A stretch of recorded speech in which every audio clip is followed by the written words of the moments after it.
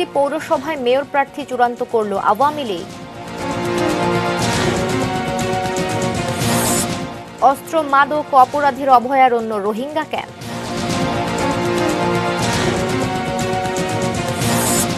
বাজার স্থিতিশীল রাখতে 2.5 লাখ টন চাল আমদানির অনুমতি। শেষ শয্যায় জনপ্রিয় অভিনেতা আব্দুল কাদের।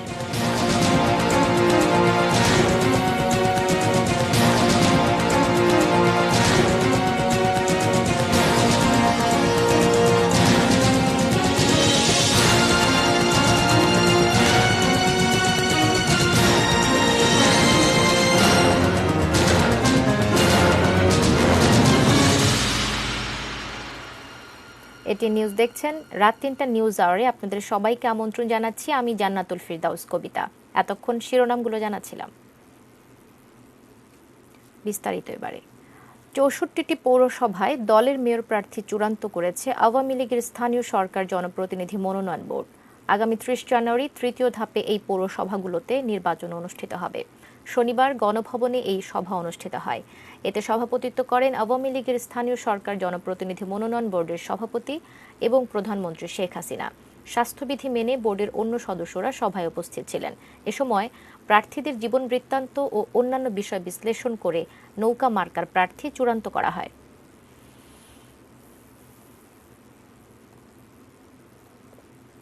শেষ মুহূর্তের প্রচারে জমে উঠেছে দেশের 25টি পৌরসভার নির্বাচন। আগামী 28 ডিসেম্বর এসব পৌরসভায় ভোট। বরিশালের উজিরপুর ও বাকেরগঞ্জ পৌরসভার এবার ভোট হবে ইভিএমে। উজিরপুরে আওয়ামী লীগ মেয়র প্রার্থী মোহাম্মদ গিয়াসউদ্দিন ব্যাপারী ও বিএনপির প্রার্থী মোহাম্মদ শহীদুল ইসলাম খান এবং বাকেরগঞ্জে আওয়ামী লীগ প্রার্থী মোহাম্মদ লোকমান হোসেন প্রতিদিনই ব্যস্ত সময় পার করছেন গণসংযোগে। দুই পৌরসভায় মেয়র পদে লড়ছেন 6 জন। প্রতীক বরাদ্দের পর থেকেই কুষ্টিয়ার খোকসা পৌরসভায় সড়ক প্রচারে নেমেছেন প্রার্থীরা। এই পৌরসভায় মেয়র নির্বাচনে মূল প্রতিদ্বন্দ্বী আওয়ামী লীগের প্রভাষক তারিকুল ইসলাম এবং বিএনপির নাফিস আহমেদ খান রাজু। পাবনার চাটমোহর পৌরসভায় মেয়র পদে মনোনয়ন পেয়েছেন সাখাওয়াত হোসেন। প্রার্থী হয়েছেন আওয়ামী লীগের বিদ্রোহী প্রার্থী বর্তমান মেয়র মির্জা রেজাউল করিম। বিএনপির মনোনয়ন পেয়েছেন আসাদুজ্জামান, দলটির বিদ্রোহী প্রার্থী আব্দুল মান্নান। প্রধান দুই প্রার্থীর বিপক্ষে বিদ্রোহী প্রার্থী থাকায় এই পৌরসভা নির্বাচনের প্রচারে খানিকটা উত্তেজনা বেড়েছে। কক্সবাজারের রোহিঙ্গা ক্যাম্পগুলো যে অস্ত্র আর মাদকের স্বর্গরাজ্য সেই কথা এখন ওপেন সিক্রেট। স্থানীয়রা ক্যাম্পের চৌহদ্দি মারাতে ভয় পান দিনে রাতে। প্রশাসন, আইন শৃঙ্খলা বাহিনী ব্যাপারটি সরাসরি স্বীকার না করলেও গত অক্টোবরে 10 দিনে 8 জন খুন হয়েছে ক্যাম্পে। এটা কি বিচ্ছিন্ন ঘটনা? দেখুন মুন্নি সাহার রিপোর্ট।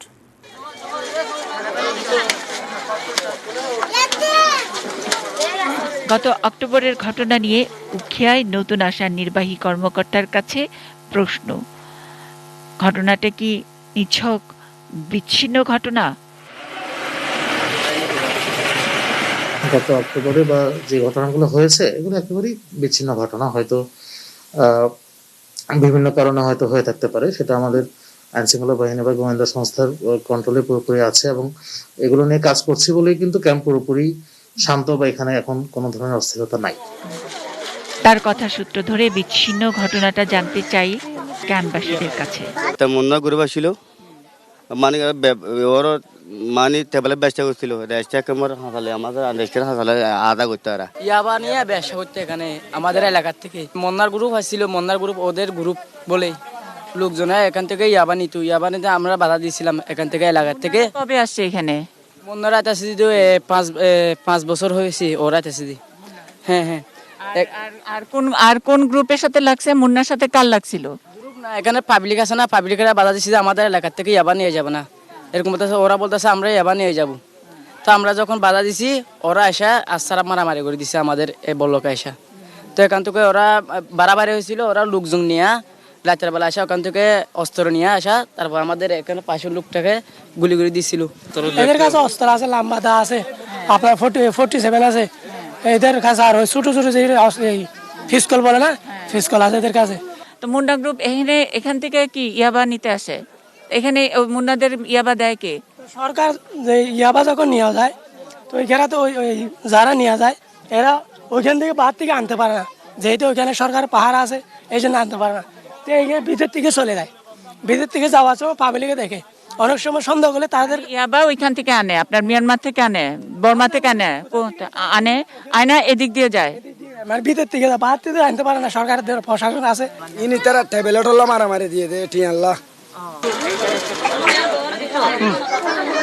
সেপ্টেম্বরের শেষ সপ্তাহ থেকে এবং অক্টোবর পুরো মাসটা জুড়েই এই করোনার মধ্যেও এই ক্যাম্প এলাকা, বিশেষ করে এই রাস্তাটি, যেই রাস্তাটি শুরু হয়েছিল আরো পেছন থেকে, যেখানে কুতুপালং ক্যাম্পের লাম্বাসিয়া রাস্তার সাইডে যেই ক্যাম্পটুকু, যেখানে পুরনো এবং নতুন আশা রোহিঙ্গারা থাকে, সেখানেই এই আধিপত্যের ব্যাপারটি বলা হয় যে ক্ষমতার আধিপত্য। আসলে ক্ষমতার আধিপত্যের বিষয়টি কি সেটা আমরা সকলেই বুঝতে পেরেছি। ইয়াবা ব্যবসা নিয়ে এখানে প্রতিদিনই রাত ঠিক সন্ধ্যা পার হলেই, সূর্য ডোবার পরপরই এইসব এই ক্যাম্পগুলো এলাকা ভয়ের রাজ্য, ভয়াল অবস্থা তৈরি হয়। মুন্না গ্রুপ বলে যে গ্রুপের কথা বলেছে, সেই গ্রুপের হাতে কি নেই, অস্ত্র কি নেই, এই অস্ত্র সরবরাহ নিয়েও নানা রকমের কথা আছে। বিভিন্ন বেসরকারি সংস্থাও তাদেরকে নানাভাবে লাইভলিহুডের সহযোগিতার নাম বলে কিছু ধারালো অস্ত্র, কিছু কৃষি সামগ্রীর নাম করেও কিছু অস্ত্র দিয়েছে। সেগুলো নিয়েও সরকারের সঙ্গে তাদের এক ধরনের আলাপ আলোচনা চলছে, যেটা আমাদের এখানকার প্রশাসন সেগুলোকে কিছুটা বন্ধ করেছে বা আটকেছে। কিন্তু এর বাইরে আসলে যে ভারী অস্ত্র, অনেকে বলেছেন যে AK-47, ছোট পিস্তল, এবং যেটা তাদের ভাষা তারা বলছে যে ভয় দেখানোর জন্য ফুটানো মানে অস্ত্র ফুটানোর, এবং ধারালো অস্ত্র নিয়ে তারা এখানে হাজির হয়। এখান থেকে ইয়াবা পাচার করে নিয়ে যাওয়া হয়। এখানকার স্থানীয়রা যারা বিষয়টিকে পছন্দ করেন না বলে তারা দাবি করছেন, আবার অন্য আরেকটি পক্ষ বলছে এখানেও একটি ভেস্টেড গ্রুপ আছে যারা এই ইয়াবা এবং অস্ত্রের আধিপত্য করতে চায়। তাদের দুই গ্রুপের মধ্যে যে সংঘর্ষ 1.5 মাস সময় এবং 10 দিনের মধ্যে 1.5 মাস যে অসহযোগ অবস্থা, একেবারে আনরুলি অবস্থা, তার মধ্যে 10 দিনে 8 জন মানুষকে এখানে হত্যা করা হয়েছে, এবং হত্যা করে যে বিভৎস ভিডিও তারা ফেসবুকের মাধ্যমে ছড়িয়েছে এবং আতঙ্ক সৃষ্টি করেছে। অর্থাৎ এই অবস্থাটাও যাতে আর বাড়তে না দেওয়া হয়, বাংলাদেশের জন্য, বাংলাদেশের হুমকির মতো হয়ে পরিস্থিতির হয়ে দাঁড়িয়েছিল এই কুতুপালং এই ক্যাম্প, এবং সেই সব ব্যাপারগুলো কিছুটা নিয়ন্ত্রণ করার জন্যেই ভাষান্তর একটা ব্লেসিংস হিসেবে আসতে পারে। সেই জন্যই বাংলাদেশের এই উদ্যোগ। দেশি বিদেশি অন্যান্য মিডিয়া নানাভাবে এটাকে বাংলাদেশ কর্তৃপক্ষের কথা বলছেন যে তারা ইউএনকে না জানিয়ে, তাদের অ্যাপ্রুভাল না নিয়ে ভাষান্তরে স্থানান্তর করা হয়েছে। কিন্তু কিছু কিছু বিদেশি সংস্থারও যে এখানে নীরব সহযোগিতা আছে, তা এখন আর বাংলাদেশের কোনো মানুষেরই বোঝার বাকি নেই। এরকম একটি অবস্থায় আমরা চাই যে বাংলাদেশ, যেই দেশ এই রোহিঙ্গাদের আশ্রয় দিয়েছে, বিপদে আশ্রয় দিয়েছে, তারা যেন বাংলাদেশের জন্য বিপদ হয়ে না দাঁড়ায়, সেই জন্যেই সতর্ক অবস্থা। সেই জন্যেই অন্য জায়গায় তাদেরকে এই ধরনের সন্ত্রাসী কর্মকাণ্ড যাতে কমানো যায়, সেই জন্যে অন্য জায়গায় তাদেরকে স্থানান্তরের চেষ্টা। মুলি সাহা, এটিএন নিউজ, কুতুপালং, উখিয়া। অনুমতি মিলেছে সরকারি বেসরকারি সহ প্রায় 2.5 লাখ মেট্রিক টন চাল আমদানির। কমতে পারে চাল আমদানির শুল্ক। এতে চালের বাজারে প্রভাব পড়বে কতটা, আরো জানাচ্ছেন গোলাম কাদের রবু। ভরা মৌসুমেও বাড়তি চালের দাম।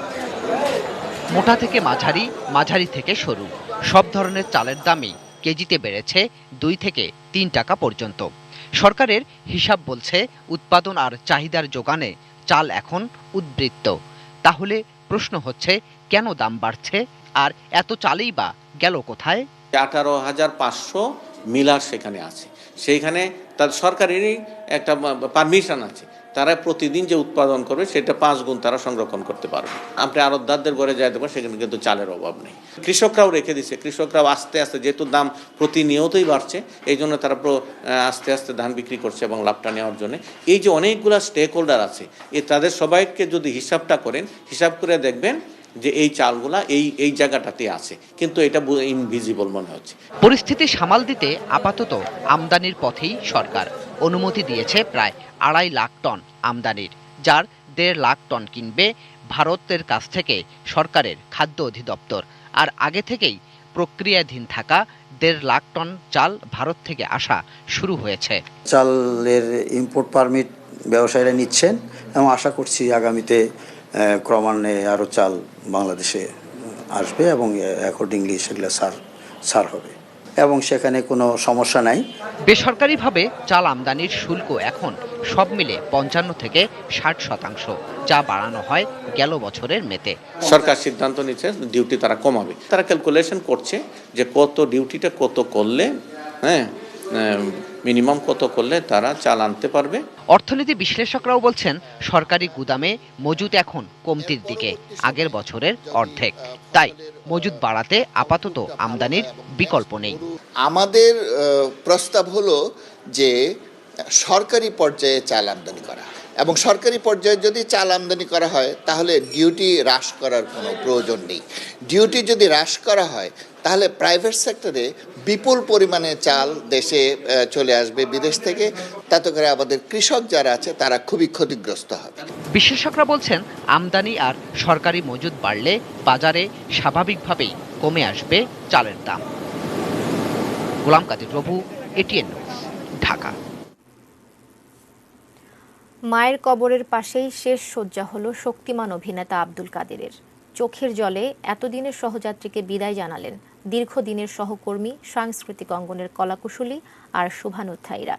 করোনাকালে আরেক তারকা হারিয়ে শোকাচ্ছন্ন দেশের সংস্কৃতি অঙ্গন।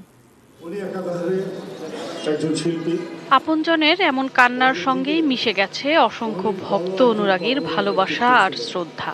জনপ্রিয় অভিনেতা আব্দুল কাদেরকে শেষ বিদায় জানাতে গিয়েও শোকের মাঝে এক উচ্চারণ, যাদের শূন্যস্থান কখনোই পূরণ হওয়ার না। আব্দুল কাদের তাদেরই একজন। দাদা আমাকে বলে গেছিল, তুমি বড় সিঙ্গার হবা, বড়দের সম্মান করবা, ভালো কাজ করবা। এমন মেধাবী অভিনেতাকে থিয়েটার সারা জীবন স্মরণ রাখবে। কাদের কাকা শান্তিতে থেকে। করোনার মহামারীর এই সময়ে আরও এক সহযোদ্ধার বিদায়। সবার মাঝে দীর্ঘ পথ চলার কত স্মৃতি। প্রিয় মানুষের এমন বিদায়ে শোক সামলানোর চেষ্টা। শুধু অ্যাক্টিং নয়, রিঅ্যাক্টিং এত পাওয়ারফুল, মানুষ হিসাবে অসাধারণ। যেখানে থাকতো আসর জমিয়ে রাখতো, রসবোধ ছিল খুব বেশি। প্রত্যেকটা কথায় মানুষ হাসতে হাসতে, আর সবচেয়ে বড় কি অত্যন্ত মেধাবী একজন ছেলে ছিল। তাদেরকে মনে রাখবো আমাদের ভালোবাসায়, শ্রদ্ধায়, এবং যতদিন আমরা অভিনয় করব, কাজ করব, কাদের আমাদের সঙ্গে থাকবে। মঞ্চ, টিভি কিংবা সিনেমা, যে চরিত্রেই কাজ করেছেন নিজের সর্বোচ্চই দিয়েছেন। তাই তাকে ভালোবাসা জানাতে কার্পণ্য নেই কারণ। চোখের জলে প্রিয় অভিনেতাকে শেষ বিদায় জানালেন সংস্কৃতি অঙ্গনের কলাকুশলী আর শুভানুধ্যায়ীরা। একই সাথে মানুষ হিসাবে বড় এবং শিল্পী হিসাবে বড় হওয়া খুব কঠিন কাজ। কাদের সেই কাজটি করেছে। সবাই দোয়া করবেন আল্লাহ যেন ওনার গুনাহ খাতা মাফ করে জান্নাতুল ফেরদৌস দান করেন। গুণী অভিনেতার প্রতি সবার আন্তরিক ভালোবাসায় কৃতজ্ঞতা আব্দুল কাদেরের পরিবারের। সবাইকে এক নজর দেখতে পাবো, সেটা আর হয়ে উঠলো না। সবাই আপনারা তাকে মাফ করে দিয়েন। শিল্পকলা একাডেমিতে সবার শ্রদ্ধা নিবেদন শেষে তাকে নেওয়া হয় বনানী কবরস্থানে। সেখানেই মায়ের কবরের পাশে চিরনিদ্রায় অভিনেতা Abdul Kader. Sadia Nancy, ATN News, Dhaka. করোনায় আরও 30 জনের মৃত্যু হয়েছে। এ নিয়ে দেশে করোনায় মোট মৃতের সংখ্যা দাঁড়ালো ৭,৪28 জনে। প্রায় 7.5 মাস পর করোনা শনাক্ত হাজারের নিচে এলেও 24 ঘন্টায় এর চেয়ে কম রোগী শনাক্ত হয়েছিল গত 9 মে। শনিবার স্বাস্থ্য অধিদপ্তরের সংবাদ বিজ্ঞপ্তিতে এইসব তথ্য জানানো হয়েছে। দেশের 163টি ল্যাবে অ্যান্টিজেন টেস্ট সহ 9,912 জনের নমুনা পরীক্ষায় নতুন আক্রান্ত পাওয়া গেছে মাত্র 834 জন। এ নিয়ে এখন পর্যন্ত করোনা শনাক্তের মোট সংখ্যা 5,08,099। এছাড়া সর্বশেষ 1,685 জন সহ মোট সুস্থের সংখ্যা 4,50,488 জন। দুর্নীতিবাজদের নির্মূল করে সৎ ও ত্যাগী নেতাদের রাজনীতিতে সুযোগ করে দেওয়ার আহ্বান জানিয়েছেন আওয়ামী লীগের সাধারণ সম্পাদক ওবায়দুল কাদের। শনিবার ফুটবলার বাদল রায়ের স্মরণ সভায় নিজের বাসভবন থেকে ভিডিও কনফারেন্সের মাধ্যমে যুক্ত হয়ে এসব কথা বলেন তিনি। সকল রাজনৈতিক দলে যারা অনৈতিক চর্চা করেন, যাদের মূল্যবোধের অভাব রয়েছে, যারা দুর্নীতি করেন, তাদের নেতৃত্ব থেকে দূরে রাখতে হবে। তা না হলে রাজনীতিতে ভালো মানুষরা জায়গা পাবে না। বয়কট করতে হবে দুর্নীতিবাজ, নারী অবমাননাকারী দখলবাজদের। এদের সংখ্যা বেশি নয়, দল, সমাজ এবং রাষ্ট্রে সৎ নৈতিকতা সম্পন্ন ত্যাগীদের আনতে হবে। করোনার টিকা নিয়েও দুর্নীতি ও চুরির অভ্যাস ছাড়তে পারেনি সরকার, এমন মন্তব্য করেছেন বিএনপি মহাসচিব মির্জা ফখরুল ইসলাম আলমগীর। শনিবার দুপুরে ঠাকুরগাঁওয়ের কালীবাড়িতে নিজ বাসভবনে সাংবাদিকদেরকে এসব কথা বলেন তিনি। টিকা নিয়ে আপনার সরকার তার যে চিরাচরিত যে অভ্যাস, যে সবখানেই আপনার দুর্নীতি করা, চুরি করা, সেটাও তারা এবারও সেই আপনার মোহ ছাড়তে পারছে না। 2025 সালের মধ্যে 10 লাখ ফ্রিল্যান্সার সহ আইটি সেক্টরে 20 লক্ষাধিক তরুণ তরুণীর কর্মসংস্থান সৃষ্টির জন্য সরকার কাজ করছে বলে জানিয়েছেন তথ্য ও যোগাযোগ প্রযুক্তি প্রতিমন্ত্রী জুনাইদ আহমেদ পলক। শনিবার তথ্য ও যোগাযোগ প্রযুক্তি বিভাগের উদ্যোগে বিজয় দিবসের ভার্চুয়াল আলোচনা সভায় এসব কথা জানান তিনি। ঢাকার বাইরে বিভিন্ন জেলা উপজেলা পর্যায়ে হাইটেক ইন্ডাস্ট্রিতে লক্ষ লক্ষ তরুণের কর্মসংস্থান সৃষ্টি করার উদ্যোগ গ্রহণ করা হয়েছে। আমরা 50,000 প্রশিক্ষণ দিচ্ছি লার্নিং অ্যান্ড আর্নিং ট্রেনিং এর মাধ্যমে, যাতে করে আমাদের দেশে 2025 সালের মধ্যে আমরা 10 লক্ষ ফ্রিল্যান্সার সহ আমরা আইটি সেক্টরে যাতে 20 লক্ষাধিক তরুণ তরুণীর কর্মসংস্থান সৃষ্টি করতে পারি এবং দেশের সকল মানুষকে আমরা ইন্টারনেটের সংযোগের আওতায় আনার জন্য 21 সালের মধ্যেই আমরা 4,500 ইউনিয়ন পর্যন্ত ফাইবার অপটিক্যাল কেবল আমরা পৌঁছে দেওয়ার একটি লক্ষ্য নিয়ে কাজ করছি। নিউজ আওয়ারের সময় হলো 22 বিরতি নেওয়ার, এরপর ফিরে আরো জানাচ্ছি। 3 দিনের সুন্দরবন মার্কেটের নকশা বহির্ভূত 400 দোকান উচ্ছেদ। চট্টগ্রামে অস্ত্র বিক্রির সময় আটক পুলিশ সদস্য।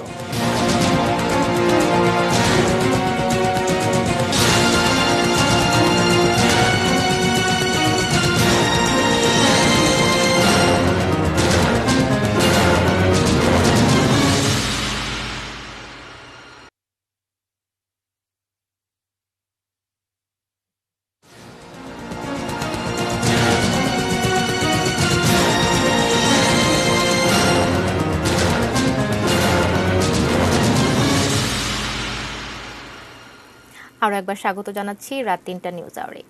3 দিনে সুন্দরবন স্কয়ার মার্কেটের নকশা বহির্ভূত 400 দোকান ভেঙেছে ঢাকা দক্ষিণ সিটি কর্পোরেশন ডিএসসিসি। 753টি দোকান ভাঙার অভিযান তাদের। তবে ব্যবসায়ীরা অভিযোগ করেছেন এই দোকানগুলো বরাদ্দ পেতে তারা 100 কোটি টাকার বেশি দিয়েছেন। এই টাকা কোথায় গেল জবাব দিতে পারেনি সিটি কর্পোরেশনের কর্মকর্তারা। পার্কিং, টয়লেট, ব্যালকনি বাদ যায়নি কোনো কিছুই। সবকিছু দখল করেই দোকান করা হয়েছে সুন্দরবন স্কয়ার মার্কেটে। নকশা বহির্ভূত এসব দোকানই ভাঙা শুরু করেছে ঢাকা দক্ষিণ সিটি কর্পোরেশন ডিএসসিসি।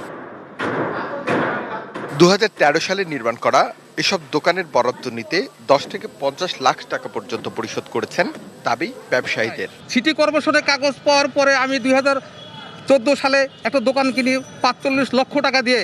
যেহেতু সিটি কর্পোরেশনের অনুমোদন আছে, স্বাক্ষর আছে, সব আছে, কাগজ আছে, তো এই দোকান কিনতে তো আমার কোনো ভয় থাকার কথা। মাননীয় মেয়র জনাব সাইদ খোকন সাহেব যখন মার্কেটে ইঞ্জিনিয়ার টিম পাঠায়, যে নকশা রিভিউ করে দোকানগুলো সিটি কর্পোরেশন আমাদেরকে বরাদ্দ দেয়। নতুন মেয়র আসার পরে আমাদের দোকানগুলি বলা অবৈধ, তো আমাদের দোষ কি? ব্যবসায়ীদের এমন অভিযোগের ব্যাপারে স্পষ্ট করে কিছু বলতে পারলেন না ডিএসসিসি প্রধান সম্পত্তি কর্মকর্তা। তবে আইনের সহায়তা নেওয়ার পরামর্শ দিয়েছেন তিনি।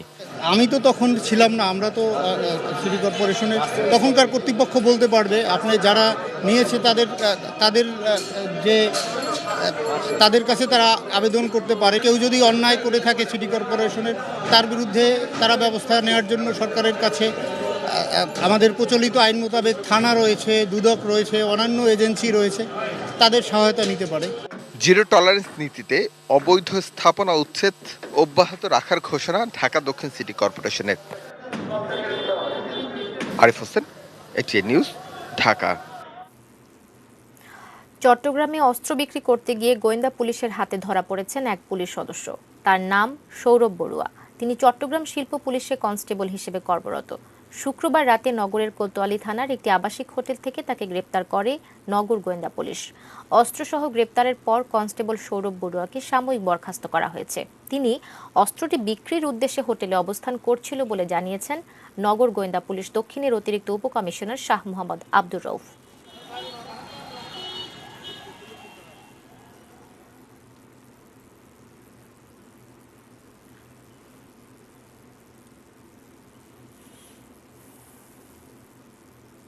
সোশ্যাল ইসলামী ব্যাংক লিমিটেড বাণিজ্য সংবাদ।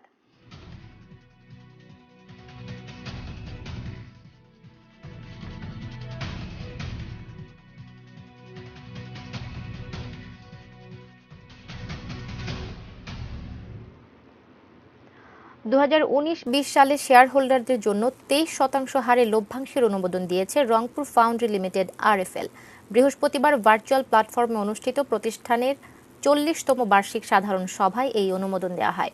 শেয়ার হোল্ডারদের অংশগ্রহণে সভায় উপস্থিত ছিলেন কোম্পানির চেয়ারম্যান আহসান খান চৌধুরী, ব্যবস্থাপনা পরিচালক রথীন্দ্রনাথ পাল, পরিচালক সাবিহা আমজাদ, চৌধুরী কামরুজ্জামান, মোহাম্মদ আব্দুস সালাম, চৌধুরী আতিউর রাসুল ও উজমা চৌধুরী, প্রধান অর্থ কর্মকর্তা কিশোর কুমার দেবনাথ, কোম্পানির সচিব মোহাম্মদ আমিনুর রহমান সহ ঊর্ধ্বতনরা।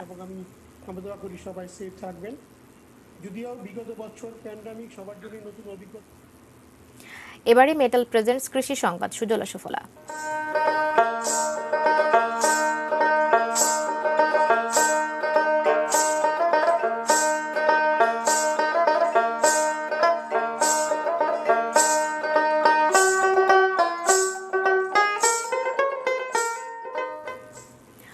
আগাম জাতের মোড়াকাটা পেঁয়াজ তুলতে শুরু করেছেন কুষ্টিয়ার চাষিরা। এই মৌসুমে পেঁয়াজের ফলনও ভালো, তবে দাম নিয়ে কিছুটা শঙ্কা রয়েছে চাষিদের মাঝে। চলতি মৌসুমে কুষ্টিয়ায় 2864 হেক্টর জমিতে মোড়াকাটা পেঁয়াজের আবাদ হয়েছে। চাষিরা জানিয়েছেন এই বছর বীজের দাম বেশি ছিল, প্রতি বিঘা জমিতে খরচ হয়েছে 40 থেকে 50 হাজার টাকা। স্বল্প সময়ের এই অর্থকরী ফসলে চাষিরা লাভবান হবেন, এমনটাই আশা এই কৃষি কর্মকর্তার।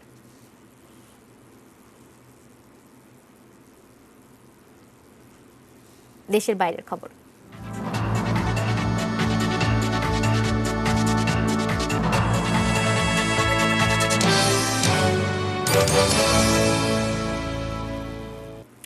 যুক্তরাষ্ট্রের প্রেসিডেন্ট ডোনাল্ড ট্রাম্প 2.3 ট্রিলিয়ন মার্কিন ডলারের মহামারী সহায়তা এবং সরকারি ব্যয় বিলে সই না করায় আজ থেকে ভাতা বন্ধ হয়ে যাচ্ছে সেই দেশের লাখ লাখ বেকারের। বড় অঙ্কের এই বিল নিয়ে অসন্তুষ্ট ট্রাম্প চলতি সপ্তাহে বিলের সংস্কার দাবি করেন।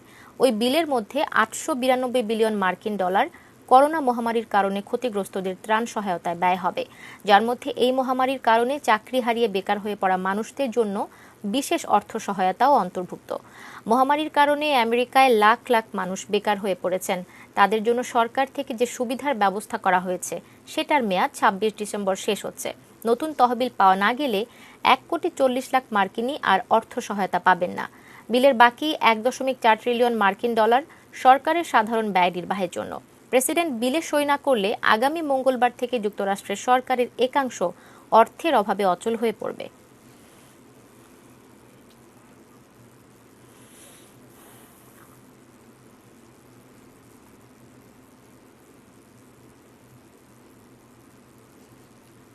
দর্শক, কথক নৃত্য দেখতে দেখতে শেষ করব। শুদ্ধ শাস্ত্রীয় কথক নৃত্যের ধারণা নৃত্যশিল্পীদের সঙ্গে পরিচয় করিয়ে দিতে বেশ কয়েক বছর ধরেই উৎসবের আয়োজন করে থাকে কথক নৃত্য সম্প্রদায়। করোনাকালেও ছিল ব্যতিক্রমী এই আয়োজন। শনিবার সন্ধ্যায় শেষ হলো 3 দিন ব্যাপী নবম কথক নৃত্য উৎসব। গত বৃহস্পতিবার রাজধানীর মুক্তিযুদ্ধ স্মৃতি মিলনায়তনে উৎসবের উদ্বোধনী আয়োজন সরাসরি হলেও দ্বিতীয় ও তৃতীয় দিনের আয়োজন প্রচারিত হয় কথক নৃত্য সম্প্রদায়ের ফেসবুক পেজ থেকে। এবারের আয়োজনে মিডিয়া পার্টনার ছিল এটিএন নিউজ।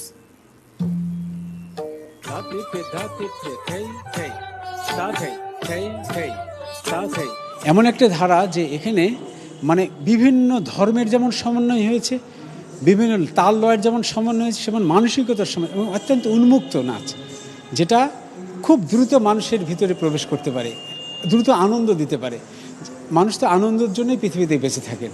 বহিছে ভুবনে আনন্দ ধারা,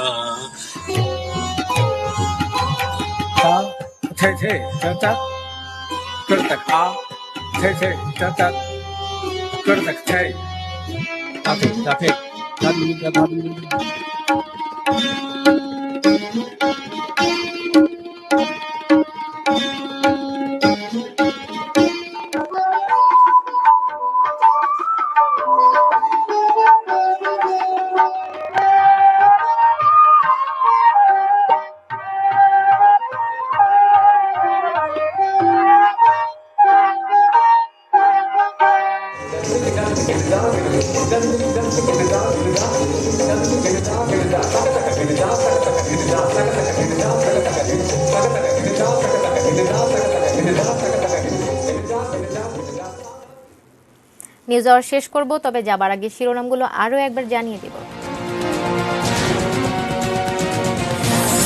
64টি পৌরসভায় মেয়র প্রার্থী চূড়ান্ত করল আওয়ামী লীগ। অস্ত্র মাদক অপরাধের অভয়ারণ্য রোহিঙ্গা ক্যাম্প।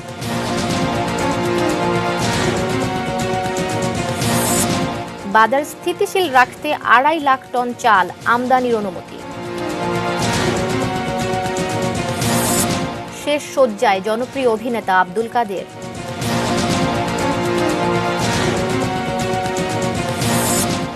তিন দিনে সুন্দরবন মার্কেটের নকশা বহির্ভূত 400 দোকান উচ্ছেদ। চট্টগ্রামে অস্ত্র বিক্রির সময় আটক পুলিশ সদস্য। ট্রাম্প সই না করায় ভাতা বন্ধ হচ্ছে লাখো কর্মহীন আমেরিকানের।